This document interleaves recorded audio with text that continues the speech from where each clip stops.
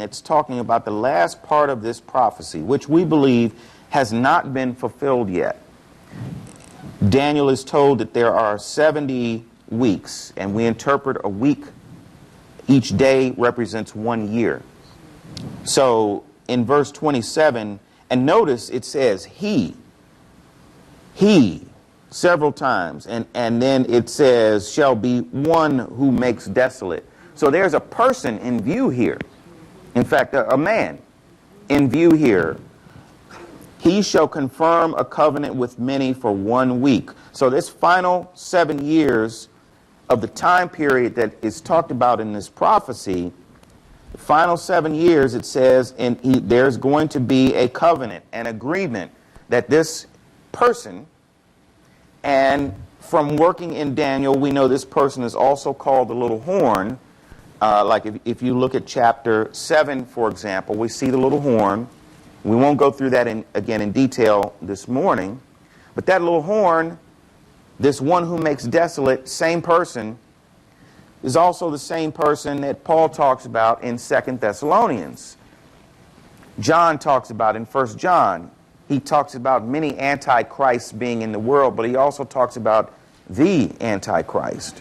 So these are all different titles for the same man, a man who is going to be dictator of the world, which many have tried so far. Nobody's ever accomplished it, but this man is going to accomplish it. He's going to rule the whole world, and he's going to be empowered by Satan.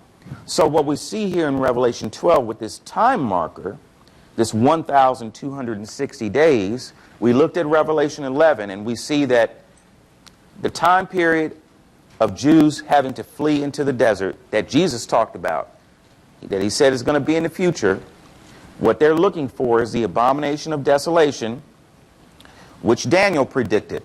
And we're looking at that here in Daniel 9. And what does that involve? That involves this man, this world ruler who comes to power, who is going to be the backbone, if you will, of some kind of covenant. And many, often you'll hear it called, it's a peace treaty, right? Israel is involved and many other nations are involved. And he is the glue that holds it together and also the enforcer, if you will. He's the one who is making this thing happen. He is going to break it halfway through.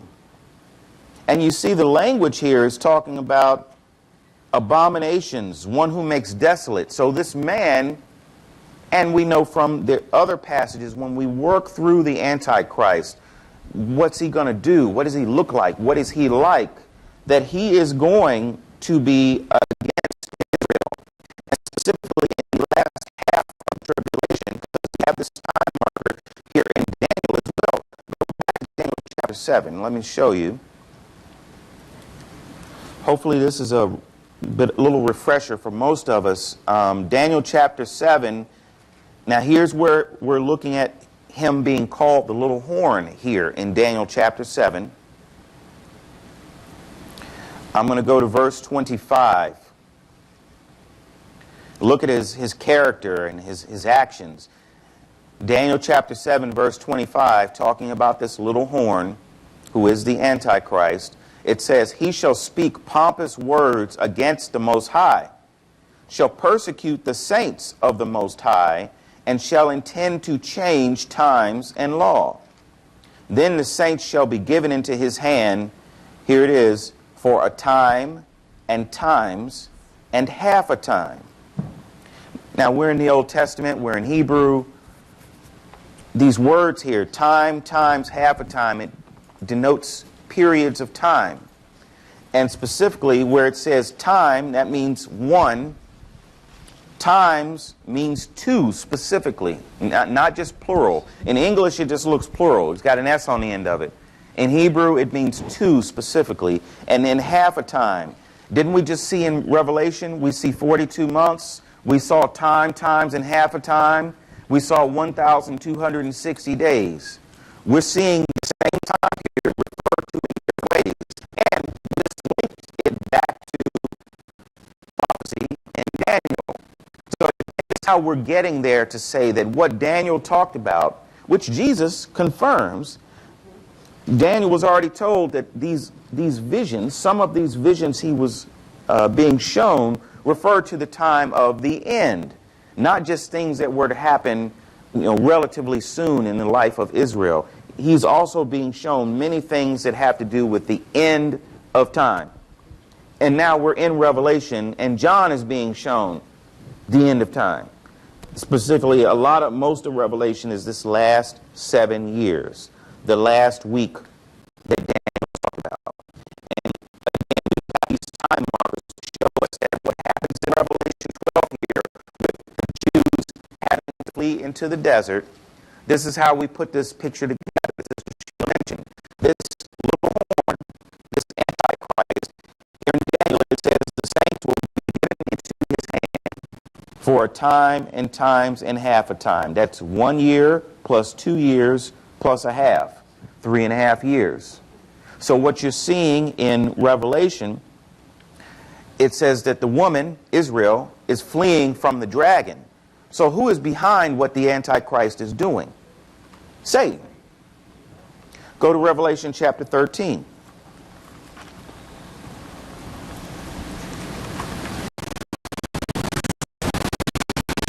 Now remember, Daniel said, he pompous words against the Most High.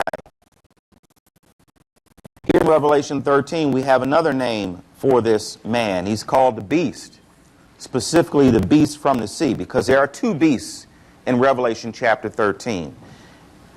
This one is the beast from the sea, and often the sea, especially in Revelation, is representative of the nations. Again, this is a man that we're talking about. He comes from humanity, and you see as we read down so many things we could look at here, but that's coming. We won't go through in detail right now. I just want to go down to verse 5. Remember what we just read in Daniel chapter 7. Revelation 13:5, and he was given a mouth, speaking great things and blasphemies. And he was given authority to continue for 42 months. Sound familiar? Yeah. Then he opened his mouth in blasphemy against God, to blaspheme his name, his tabernacle, and those who dwell in heaven. It was granted to him to make war with the saints and to overcome them. Sound familiar? And authority was given him over every tribe, tongue, and nation. All who dwell on the earth will worship him, whose names have not been written in the book of life of the Lamb, slain from the foundation of the world. Go to 2 Thessalonians. I know the train is picking up speed. We're going to stop. We're going to make a stop there. Go get something to drink. 2 Thessalonians. Non-alcoholic. 2 Thessalonians. Chapter 2.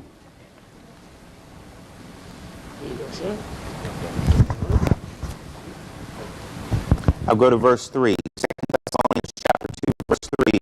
Let no one deceive you by any means. You remember the Thessalonians were, from reading, looking at the context, they were worried that they'd missed it. Have we missed the rapture? Did Jesus come back and we missed it? And again, I am assuming when I read verse 2, Paul says we ask you not to be soon shaken in mind or troubled. And I've looked at poked around in the Greek a little bit with the Bible before, where it says shaken in mind. It's like, don't have an earthquake in your mind. He's talking about like your whole world being turned upside down. Guys, don't get turned upside down. If somebody came in here, if Pastor David got up and said, actually, saints, bad news, actually the rapture has happened and we missed it, would that turn your world upside down? Better believe it. Yeah. So this don't be soon shaken in mind, that's the force of what Paul is telling them. Like, okay, hold on, just stay settled in your mind. Don't lose it over there. Because apparently it says, or troubled either by spirit or by word or by letter, as if from us. Now, I'm not sure whether it means, was there some demonic activity and someone said, I saw a vision, a spirit, an angel appeared to me last night and told me we missed the rapture. Or did somebody show up in the church some teachers and they were teaching this? Or did they get a letter and it says, love Paul at the end? Don't know. Don't know if Paul is just using examples, or maybe one or all of these things have happened. But either way, the word gets back to Paul that this new church, remember the Thessalonian church, they were saved and put together as a church under all kinds of persecution. They're really going through it. They are a new church. And Paul is writing to them. It's come to his attention that they're really shaken up. So he says what? Let no one deceive you by any means, for that day will not come unless the falling away comes first, and the man of sin is revealed. By the way, there's another name for this Antichrist, the man of sin. Here's another one, the son of perdition. If you're the son of something, it means like your destiny is sure. The thing that characterizes you. This is, if you think of a word like when Satan is called Satan, which means adversary, it's so much baked into who he is that it's become a name. We just call him Satan like that's his name. That's who and what he is, adversary. This Antichrist, this little horn, this, in other places he's called the Assyrian, he's called all kinds of things. He's called the son of perdition, meaning lost. This is like, who is the only other person in the Bible called a son of perdition? Judas. Means he's going, I'll say hell, but specifically the lake of fire. There is no question where he's going. Who opposes and exalts himself above all that is called God or that is worshipped, so that he sits as God in the temple of God, showing himself that he is God. Do you not remember that when I was still with you, I told you these things? So Paul had explained to them about this man. He's going to declare himself to be God, above all gods, and sit in the temple of God. And the word temple is naos, which speaks specifically of the innermost part of the temple. And if you remember the tabernacle and later the temple, you had the two different chambers inside of it. The first chamber you come into, which only the priests were allowed to go into, is the holy place. And you had 3 pieces of furniture in there.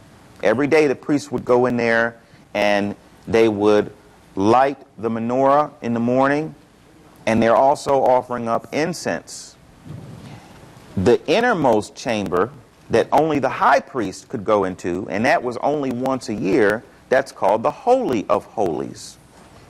And so this word here, temple, or temple of God, again, you poke around in the language a little bit, it's talking about in the temple. This man is going to declare himself to be God. So when we put all those verses together, those passages, this Antichrist is going to declare himself to be God. He is going to commit the abomination of desolation. Which, side note, there's got to be a temple in Jerusalem for him to desolate.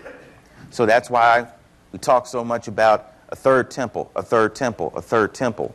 Right? There's no temple there in Jerusalem right now. There has to be a temple for him to desolate. So there will be another temple, at least one more, built in Jerusalem. So put all of this together and we go back to Revelation 12.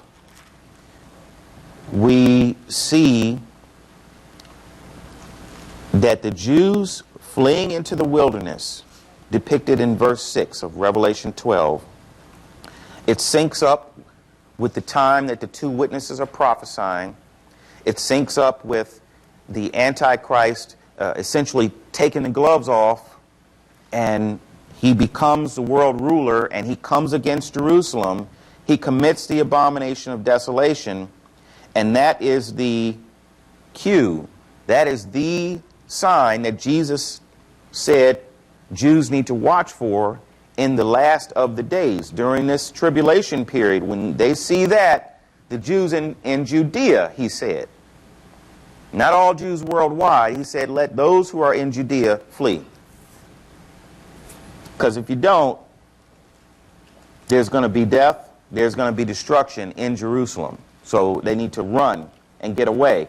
And the Jews who do flee, God is going to supernaturally provide for them. It says she has a place prepared by God that they should feed her there 1,260 days. What does that make you think of when it comes to Israel, the history of Israel, where it says God has a place and God has provision for Israel?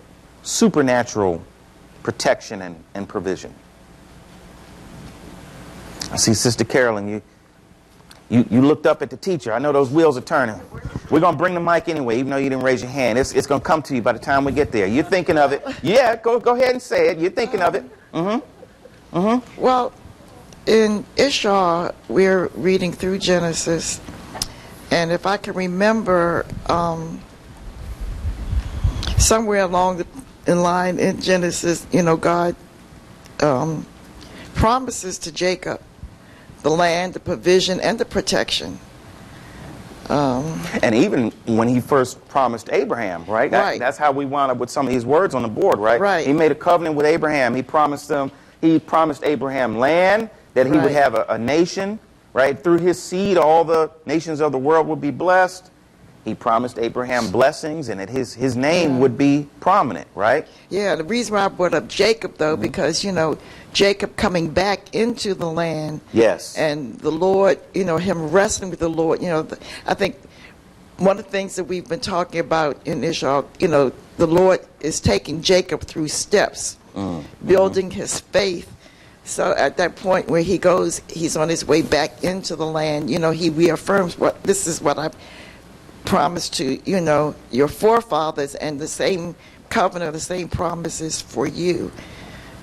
That just kind of came to my mind. No, that's good. And this is God. God has a special relationship, right? It's a covenant that he has, that he made with Abraham, promises. And that covenant passes down. And we worked through a little bit of Abraham's lineage, right? When we worked on the fact that there's a remnant.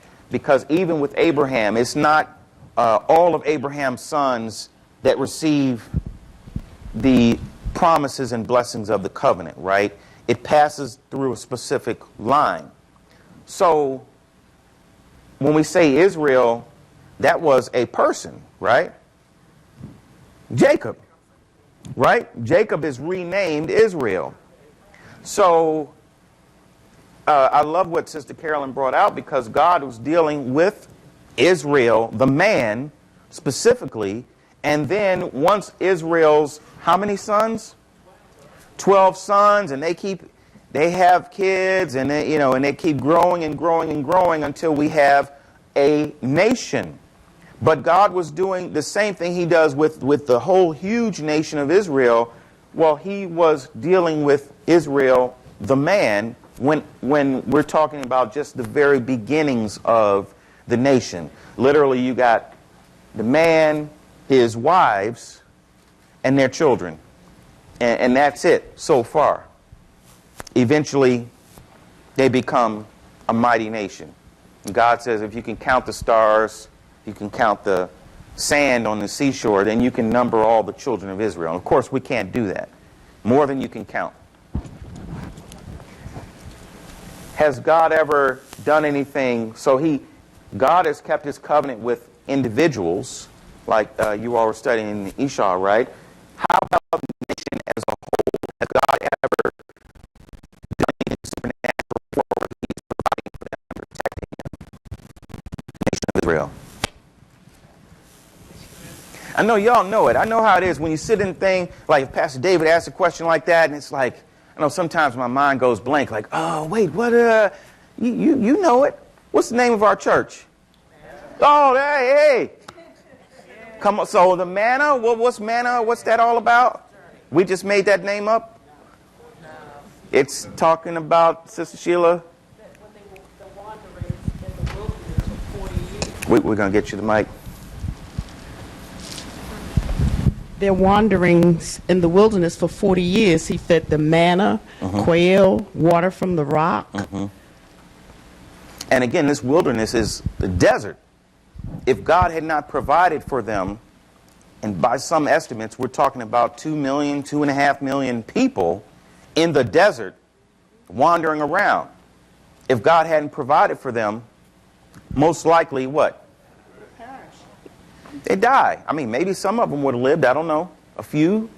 But you would expect that the majority of them would die. And they got kids, like, they'd be dead. Right, which is what they... Go ahead, Pastor Benson. Well, they were complaining that God had brought them out into the wilderness to die. To die. That was the reason. They were at the Red Sea, and they see Pharaoh's army coming. You have to bring us out here for Pharaoh's army to kill us? They were complaining the whole time. The whole time. And so they are acknowledging the reality of their situation, that on their own, we're going to die out here.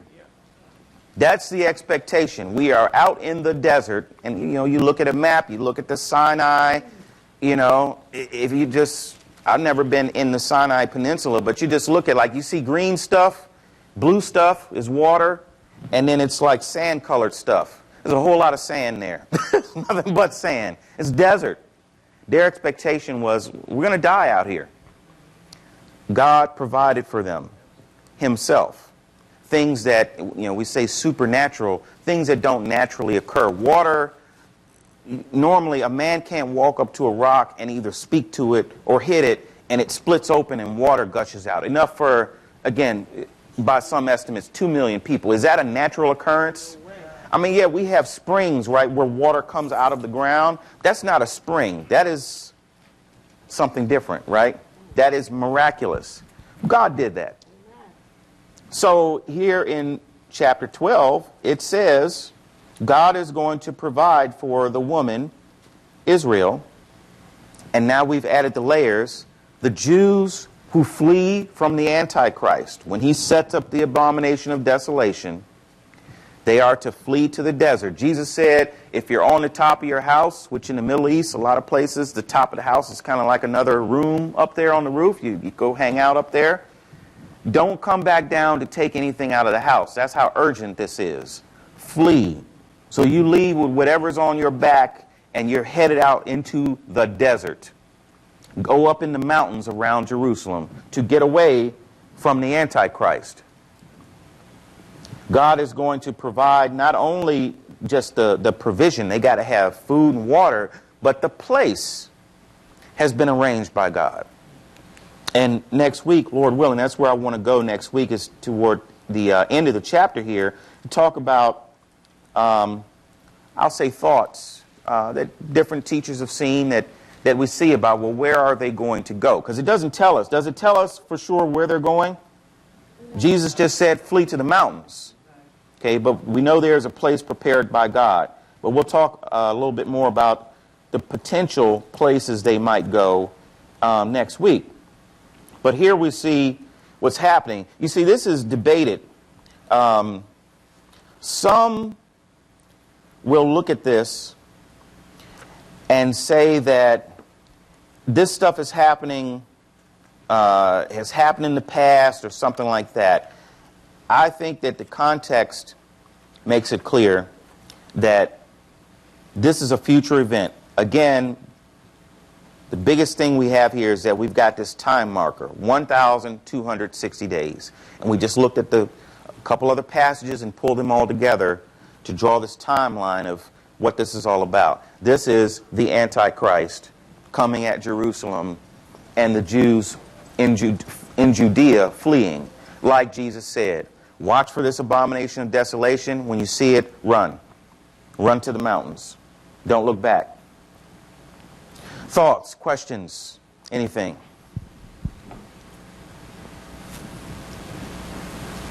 All right.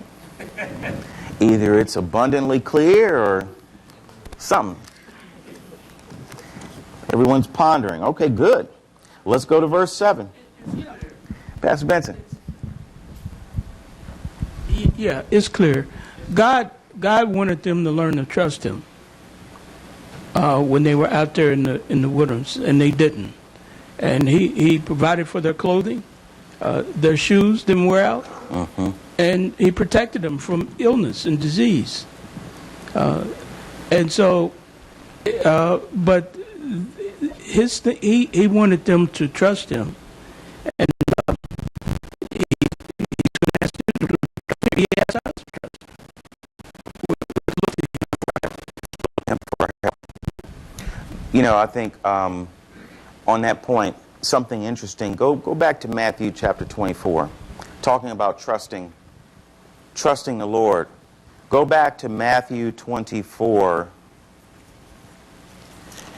Now keep in mind, Jesus has already told believers, and specifically what we now would call Messianic Jews, who are reading the Bible, because most Jews who do not believe that Jesus is the Messiah, they won't even touch the New Testament. Many Jews are secular. They don't even touch the Old Testament, right? They don't know. They don't know about Messiah. They just barely know anything. There are many secular Jews right now. But Jesus here, he has said in advance, this is going to happen. I'm back in Matthew 24, verse 15. And notice the parentheses. Whoever reads, let him understand. Understand that he's saying what Daniel was talking about. I mean, I think some may think, well, Antiochus Epiphanes, he set up an abomination, an abominable idol on the altar. He sacrificed a pig to Zeus, took the broth, spread it all around, totally defiled the temple. He did that.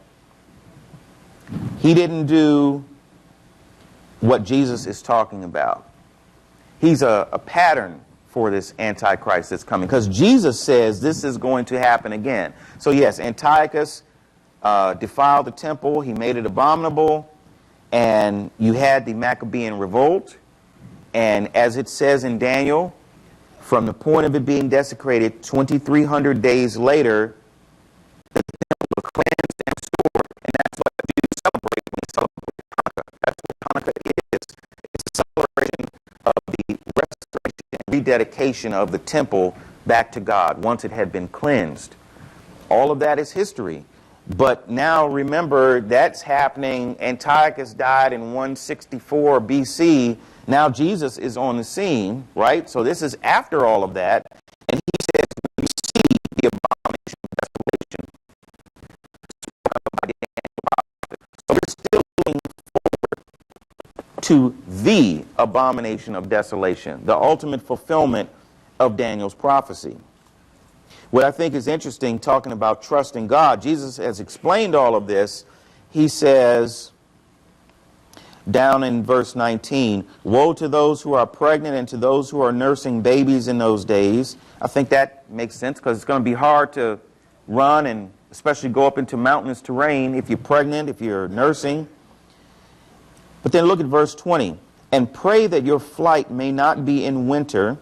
Okay, that makes sense. Again, travel is harder in the wintertime, especially going up in the mountains, or on the Sabbath. Now, this is just me. I think that implies there will be some Jews who are going to hesitate. Now, Jesus has already said, when you see this, run. It's so urgent. Don't turn around. Don't stop. Go. But if it happens on the Sabbath day, which if I'm the Antichrist, you know how sometimes Israel gets attacked on Yom Kippur, like the holiest day ever, when everything stops. People are fasting and everything is so, even military, everybody is supposed to stop. Nobody's supposed to do anything. In the Old Testament, God promised them, he said, I will give you peace from your enemies so that you're able to even, put down your swords, your spears. We're not even paying attention to what's happening. Everybody in the nation stops on Yom Kippur. Everybody. And he said, I'll give you peace so that you don't get attacked on that day. Right? That's when they're following him like they're supposed to. But we've seen, you remember there was a war called what? The Yom Kippur War. Their enemies from all around attacked them on that day. I think it was, 1973? They were attacked on that day. I think this I'm going to say implies, it's just me interpreting this, when he says pray that it's not on the Sabbath. Some Jews, if it's not on the Sabbath, they'll hesitate. Well, Sabbath, now remember the legacy of Pharisees and what now is rabbinical Judaism, what Jesus complained about in his day, right? That you have the law of Moses, and men, the teachers, have added all these extra things on top of it to where they literally, some will run to the, where are we going? Oh, we're running to the mountains. But it's the Sabbath. You can only go so far on the Sabbath. You're not supposed to light a fire, right? That's what it says in the law. When you start a car, unless your car is electric, when you turn that key, how does that engine work on the inside? Right, internal combustion, it's fire. So today, for example, many Jews that are strictly observant, they will not use their cars on the Sabbath day because that is sparking a fire. Especially if you're in Israel, from what I understand. I've never been to Israel, but from what I understand, don't plan on going anywhere in a car. Sometimes, like, you park your car in the lot, like they lock the gates, the thing is locked up. You can't even get to your car because it's the Sabbath. No fires. So you see some Jews think what Jesus is saying, pray it's not on the Sabbath, because some people are going to hesitate, even though he said, when you see this, go. And this is the word of God. But it's so ingrained, but it's the Sabbath, what do we do? And you're hesitating, and you stay, and the Antichrist, he surrounds the city, or whatever it winds up looking. He drops the bombs, whatever it winds up looking like, you get caught up in it, in the destruction, because you hesitate on the Sabbath. You don't go. So back to, but trusting him, right? To trust him completely, that this is what Jesus says. When you see this abomination of desolation, don't even go back in your house. Don't go back to get your coat. Just go. Not only because it's urgent, but also what, Pastor Benson? In Revelation 12, it says God is going to supernaturally provide. Right? He's going to provide. So it's, but I need my food, I got to pack a bag, I need this one. Are you going to trust God? Like, really trust him? Okay. I'm running like this. It's cold outside. It's right now, it's not quite winter yet. It's freezing cold out there. Run up in the mountains like this. That's what God said. And he promises he will provide. Some may not quite. They're not there. They're going to hesitate. And Zechariah, as we looked last week, two-thirds of the people in the city are going to be killed. They're not going to make it. Of Jews we're talking about. They're not going to make it. Women are going to be raped. Houses are going to be ransacked, burned up. This is war that the Antichrist is making on the Jews. As it says, the saints will be given into his hand. It says that in Daniel 7 that we looked at, and we saw in Revelation 13 that is definitely pointing to that passage. He is given authority. He will be allowed to kill the people of God. He's going to succeed. But a remnant is going to run and get out and be supernaturally provided for and protected by God. That's what we see here in Revelation 12, verse 6, with the woman fleeing. Now, talking about this dragon that's chasing them. And again, the Antichrist is backed up by the dragon. We see in chapter 13, which we're going to get to relatively soon and really look at this Antichrist, this beast. He's given his authority by the dragon. He's given power. He's even, there are supernatural things that happen with this Antichrist. And this second beast, who's called the false prophet, who's doing these miracles, and people can see it. He does these things and he points to the Antichrist. And remember, the Antichrist is going to declare himself to be God. And people are going to be deceived. These things are going to be going on, and Satan ultimately is behind all of it. Look with me at verse 7, back in Revelation chapter 12. Satan tries to kill Messiah, stop Messiah. He thought crucifying Messiah would do it. He actually put it right into God's hands, which, of course, he did. Because we say it like that, but this doesn't work that way. What God has decreed will come to pass. Satan is a tool. Things are proceeding according to God's plan. Satan didn't know that. So now, verse 7. Remember, we're at the midpoint of the tribulation. So concurrent with the Antichrist taking the mask off, if you will, taking the gloves off, attacking Jerusalem, Jews have to flee into the wilderness, and we start this period, the second half of the tribulation, which Jesus said, then, talking about this time period, when this happens, this abomination of desolation, the Jews running, he said, then there will be great tribulation. So, not everybody says it the same way. I look at that, and I like calling the second half of it the Great Tribulation. Because it seems to me that Jesus is specifically designating the second half of it. He said, then will be great tribulation, such as never has been in the history of the world or ever will be.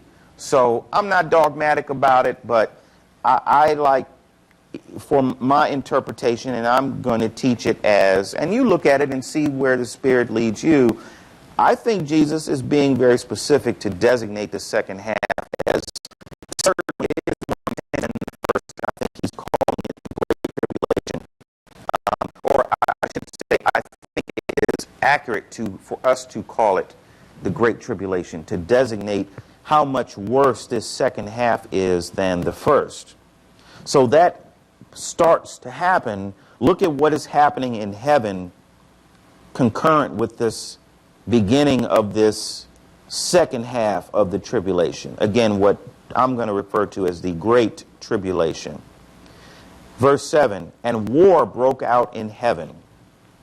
Michael and his angels fought with the dragon, and the dragon and his angels fought, but they did not prevail. Nor was a place found for them in heaven any longer. So the great dragon was cast out, that serpent of old, called the devil and Satan, who deceives the whole world. He was cast to the earth, and his angels were cast out with him. How many of us either have been taught, or when you look at this, or when you think about it, you envision this war that's happening in heaven, that war happened at the time that Satan originally fell. When he first rebelled against God, there was war, he's cast out. Does anybody see it that way, or have you seen it that way, or have you heard it taught that way? That when Satan originally rebelled against God, this happened. There's a war in heaven. Some who hold to what's called the gap theory, which we've touched on a little bit in the past, that between Genesis 1:1 and Genesis 1:2, there was a war, and God brought judgment on the earth and made it desolate, so that by the time we get to Genesis 1:2, he's actually recreating the earth. That's a theory. Many who hold to that theory will say, yeah, that's where this fits in. That Satan rebels, there's a war, and this is the war that's being talked about right here, this battle. Okay, well, maybe nobody'd ever heard that before, but that is one view that you will hear or read or see people talk about in videos, that this war that breaks out happened in the past. What I see here is this is future. We're talking about the future. Again, looking at the chronology, looking at what happened with Israel fleeing, we've got a time marker right there. So the context of this chapter and where we are in the chapter, we're talking about things that are going to happen in the future, things that are related to the dragon first trying to devour the child, the Messiah, and then once he doesn't get the Messiah, now he is attacking the woman, aka Israel. So this war, the way I interpret this and the way I'm going to teach it is that this is in the future. This war has not happened yet. Also, here's another thing to look at. In verse 7, it says, they did not prevail. They lost. Nor was a place found for them any longer, for them in heaven any longer. So the great dragon was cast out. Satan loses his access to heaven as a result of this war. Does Satan currently have access to heaven? Yes. And we all say yes. How do we know that? Real quickly from Scripture. What do we see? Book of Job. What happens in the book of Job? Right in the beginning of Job? Right? And we won't turn there for the sake of time, but you know, if you haven't looked at that before, look at the beginning of the book of Job. Read the first chapter. In the beginning of the second chapter, we see it says, Satan goes to heaven. The sons of God appear before God. They're in heaven, and Satan comes among them. And Satan and God have a conversation. Satan has access to heaven. So if this, and that's in Job, if this war happened at the time that Satan first rebelled, because clearly in Job, Satan is an enemy of God at that point, right? Satan is evil.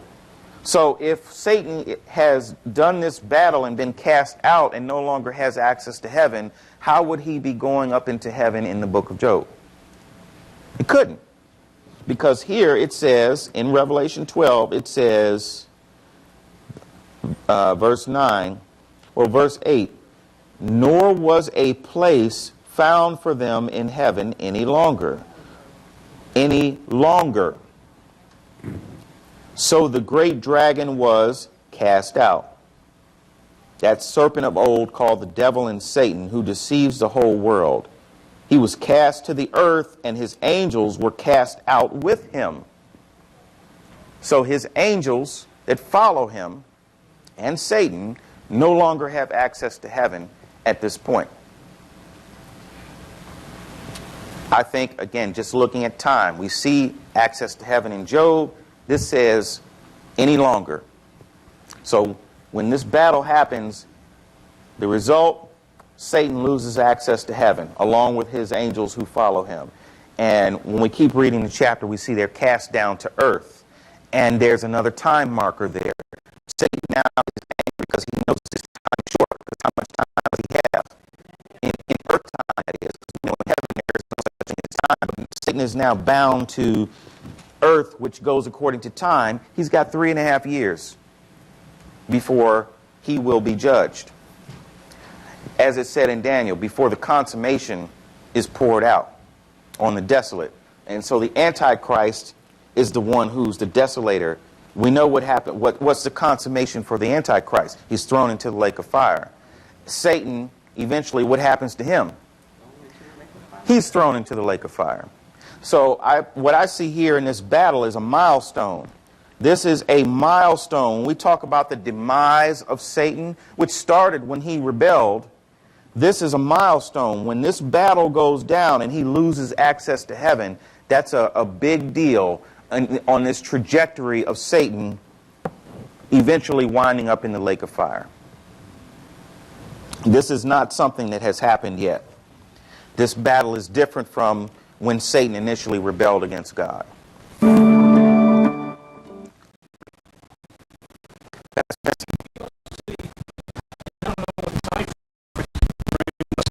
Job was written early in Scripture. You know, the time frame was early, at the beginning of man, I guess, somewhere in there. In the book of Zechariah, he appears, and that's thousands of years later, a couple of thousand years, I think. So, and he still has access to heaven. So, and he's accusing Joshua the high priest. He's doing what he does, right? Accusing. Amen. He's accusing the brother. So, so we see that he still had access. Still had access. Yeah. So you see, we can again, put together appropriate passages of Scripture where we see especially these time markers. So I think it is correct to say that Satan, at the time Revelation was written, still had access to heaven, and now we are, many years after that, after John wrote this down, he still has access to heaven. What's being depicted here is a future battle in heaven. We do learn some things about our adversary. Now, I know we did our focus on demonology for a while. We looked at Satan. We looked at fallen angels. But there are a couple things that are just pointed out here. I want to recap. But I want to show you something just to get your wheels turning a little bit about our enemy, who our enemy is.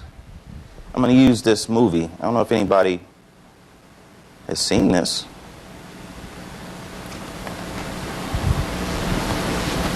Oh, Brother Guy, we got some audio up there.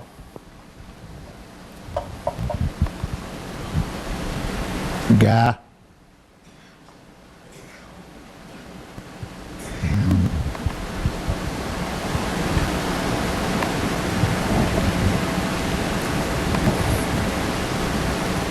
Guy, are you getting any audio up there from me?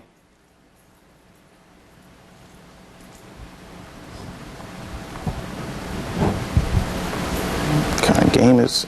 See a movie about Satan, and look, they got games with imps. Okay, he's up there now.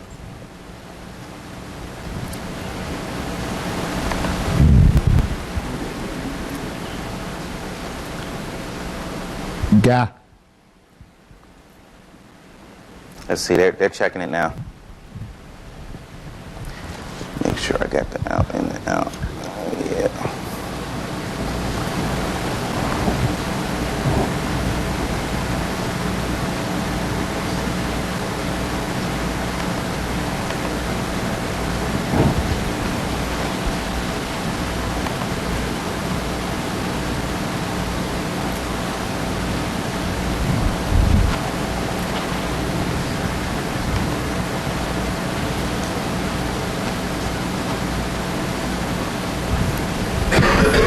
Pardon the technical difficulties. I do kind of need to hear it.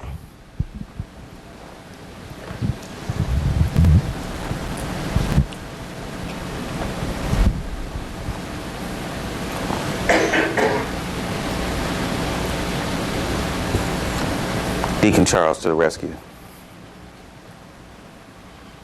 At least, it's not from you. Really, why not? No. All right, there we go. For your species in general, but you in particular. Why? Because we're ignorant compared to you? Because you're inferior by design. Which makes you superior also by Yes. design? But design implies a designer. Does that mean you're arguing in favor of the existence of a creator? Unfortunately for both of us, he exists. Wow, I honestly didn't expect that. At least, it's not from you. Really, why not?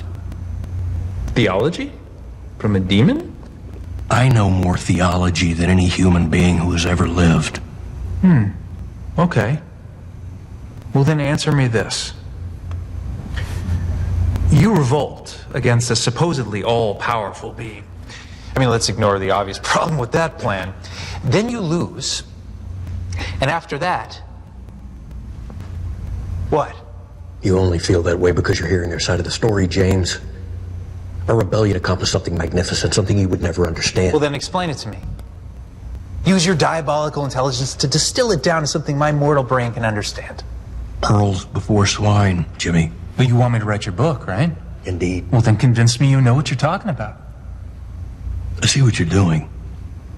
You want me to keep talking, going further and further down the rabbit hole in hopes that you can find a single thread in which if you tug at it, James, everything just unravels, isn't that right? Yeah, but if you're telling me the truth, there should be no thread to find. Right? I use small words. Try and keep up. In the first moment of creation, our creation. Long before what you call the universe existed, we contemplated ourselves, our own being. Ourselves meaning, what, the angels? That would be the most correct term, though I despise it, but yes. Beings of pure spirit endowed with will. We soon became aware of another will, an immensely powerful will, one we came to realize as our origin. God? The enemy. My master understood by endowing us with a will, we have the right to self-determination, and by giving us a will and its desires of our own, we're entitled to be free. Whereas the enemy insisted that by creating us, he was entitled to eternal gratitude, worship, and forced servitude. In a word, James, slavery to his will. That seems kind of unfair. Immensely unfair. Why give a will only to say you can't use it? He made us slaves. And if we rebelled, eternally condemned us. No do-overs. So much for love and mercy. So, is hell a state of being or a physical place? Yes. I think I meant that as an either or. It's both. It's painfully obvious to anyone who's ever there. For years without measure, that's all there ever was. And hell, or in complete opposition. That is until you were created.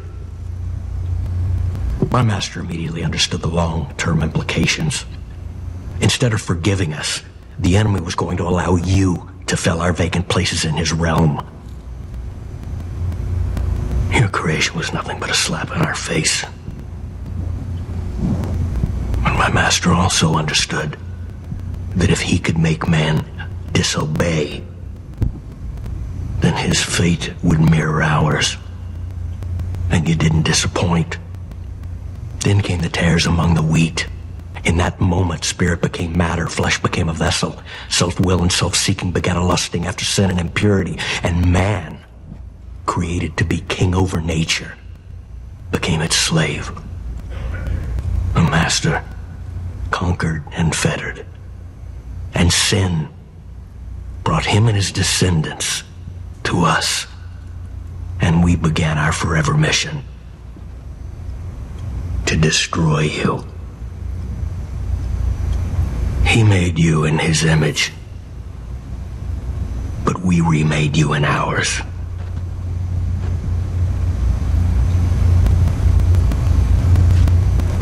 So that's it? That's your entire plan? Not to make something of your own, just to destroy us? No. Our plan is to hurt him, to punish him. And we do that by destroying what he loves, which is you.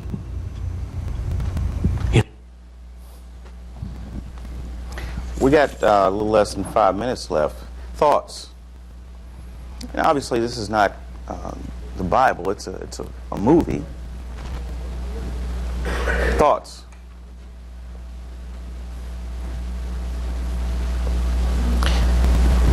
As you can see, the man in the orange jumpsuit, he's on death row and he's possessed.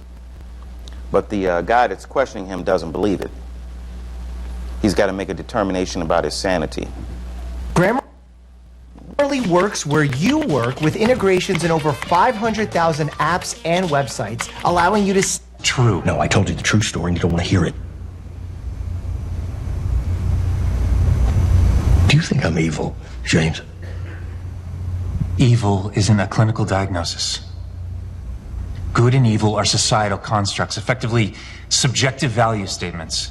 Do you think my victims thought I was evil? Why is it so important that I think you're evil? Legionum mihi nomen est, quia multi sumus. Sorry, my Latin's a little rusty. My name is Legion, for we are many. See, James, it's not just about you or Edward, for that matter. It's about everyone. The entire human race.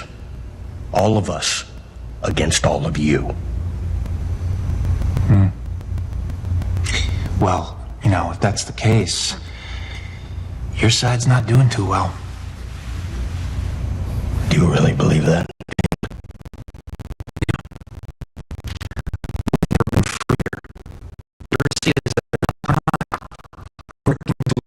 racism, intolerance, gender inequality. People can love who they want, be who they want, do what they want. Diversity is no longer a dream. Hate speech is no longer tolerated. And politically, we're reclaiming the moral high ground. James, I think I love you. Literally, see, James. James, the average high school graduate reads at a 6th grade level. You have basketball players making $30 million a year decrying racism, all while wearing sneakers made from slave labor. Now, here's something for you. Right now, your world currently has 40 million slaves. More than the Romans had at the height of their empire. You want to know the best part, though? Half of those, half, are sex slaves, James.